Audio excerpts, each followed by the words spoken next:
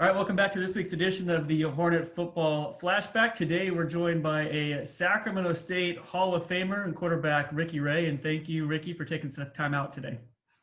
Yeah, it's great to be here, Brian, and get a chance to catch up with you and talk a little football. Yeah, so we'll flash back to a couple of games. The first one came your first season with the team against Idaho State. It was a Saturday afternoon game and a record-breaking performance. Charles Roberts, 409 rushing yards in a game. The team rushed for 470. As a quarterback, I know you guys love throwing the football, but there had to be something crazy to be able to hand it off and have some guy rush for over 400 yards.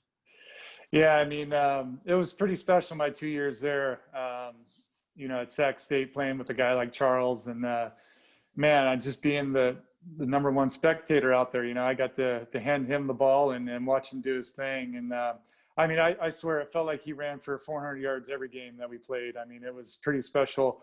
The numbers that he was able to put up, with our offensive line, the hammerheads and, what they did for basically 3 seasons was pretty impressive. When you came into Sac State, did you know anything about Charles, or was it something a pleasant surprise for you when you first started practicing?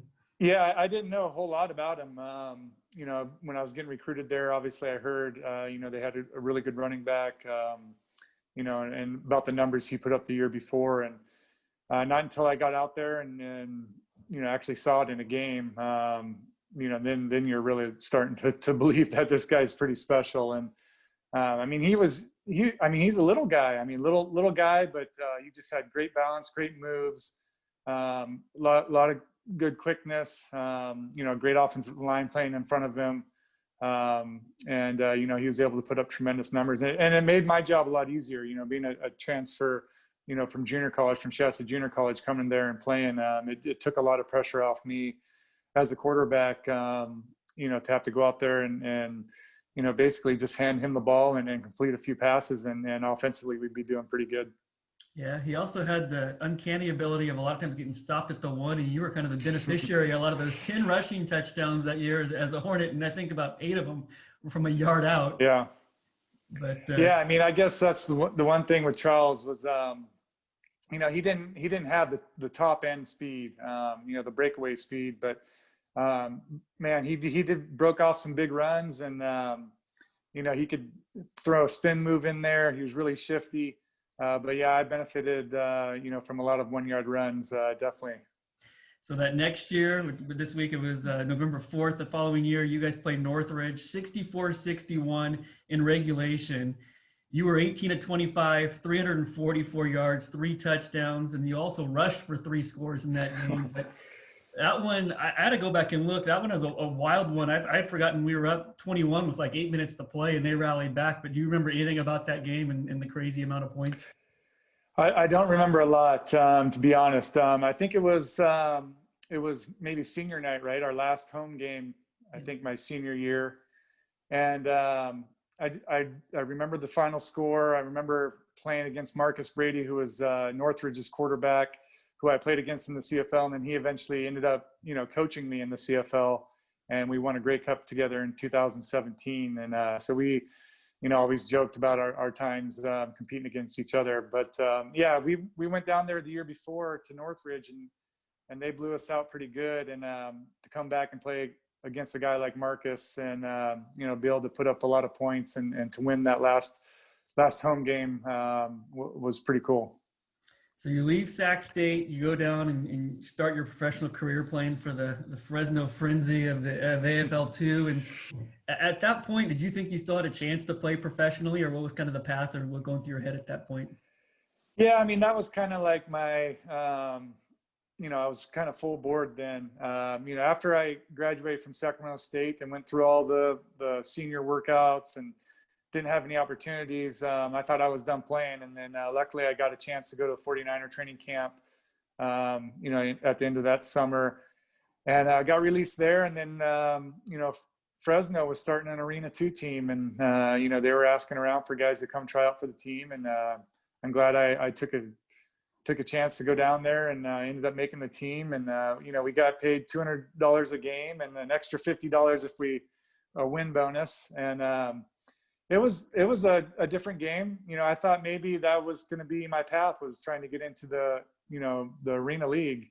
and playing in Arena 2 was kind of my stepping stone for that. And it turned out that our coach, Rick Warman, played in the CFL. He coached in the CFL, so he had a lot of connections up north. And after playing 8 games, he got me into Edmonton's training camp and got me my start in the Canadian Football League. Obviously, a great career up there. You leave as Edmonton's all-time leading passer, and then win a couple of Grey Cups there. You go back and try to play one season in the NFL with the Jets, and then back to the CFL. You win 2 more titles in Toronto. But just kind of sum up your time in Canada and what it meant for you to be one of the top players up there. Yeah, I mean, looking back on my career, I'm definitely very, very thankful and satisfied, with the opportunities I got playing in Canada. And it was the same thing. I mean, I didn't know a whole lot about it when I first got up there. I knew Sacramento had a team at one point. I knew about Doug Flutie and Jeff Garcia. I went to training camp with the 49ers, and Jeff was the quarterback there, so I knew about his history and playing for Calgary in the CFL. So I knew very little. Got up there and got a chance to play right away in my rookie season, and it turned it into a 16-year career. And it was a lot of fun. I mean, it's a quarterback's dream up there. You get 3 downs, so you're throwing the ball a lot. There's a lot of pressure on the quarterback. You can't just hand the ball off and 2 times or actually 3 times and pick up a first down. You actually got to throw the football quite a bit, and it was a lot of fun playing up there. And then to go up there and then you end up facing against Charles for a lot of the years when he's playing with Winnipeg, and you're in Edmonton for most of that time. And it's crazy to have 2 Sac State guys be 2 of the premier players in that league. But really, that league's been great to the Big Sky. I know there's a lot of players up there now. Bo Levi Mitchell from Eastern Washington and several. Vernon Adams is up there as well. But why does he think the Big Sky transitions so well into the CFL? I don't know. It's a good question, because there have been a lot of guys that have been pretty successful, and a lot of quarterbacks as well. You mentioned Bo Levi and Matt Nichols, another Eastern guy, and McLeod, who's playing up there. He was with Toronto. I don't think he is anymore with this last year. But and then you throw in guys like Charles and Troy Mills, another Sac State guy. Rylan Wickman played up there. So Brandon Smith played for Calgary as a defensive back. So I don't know. I mean, the Big Sky, you do throw the ball in the Big Sky, and then maybe that translates, up into the CFL, and guys have been able to make some pretty good careers up there. So you retire after 2018. Well, what's retirement been like for you? It's been good. I've definitely enjoying having a lot of free time. When you're playing professional sport, you kind of shy away from doing things because you're always focused on, getting ready for the season or recovering from the previous season. And, you got things that you try and avoid doing because you don't want to get hurt in the off season or anything like that. So now I just have free reign to do what I want, playing with my kids, spending a lot of time with my family, enjoying hobbies that I do now that I didn't really have time for during my playing time, and just kind of taking it easy. I've had some opportunities to kind of stay in football with some coaching opportunities that I've said no to for the time being, and I'm just really enjoying the downtime right now.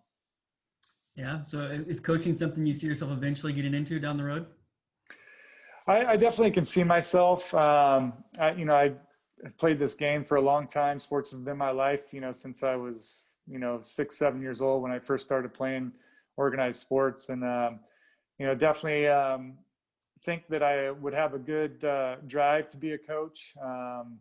So I think if here in another year or 2, if I kind of get bored and want to get back into doing something, I definitely will check out the coaching route, and it'll probably be in the Canadian Football League. That's where I've got a lot of my experience and know a lot of people, and probably would have the best opportunity to get a job up there.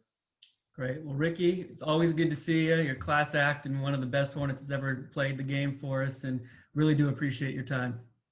Yeah, thanks, Brian. It's nice now that I'm retired to kind of reminisce and think back to some of the great games I got to experience and some of the teammates that I got to play with over the years. So it's been a lot of fun.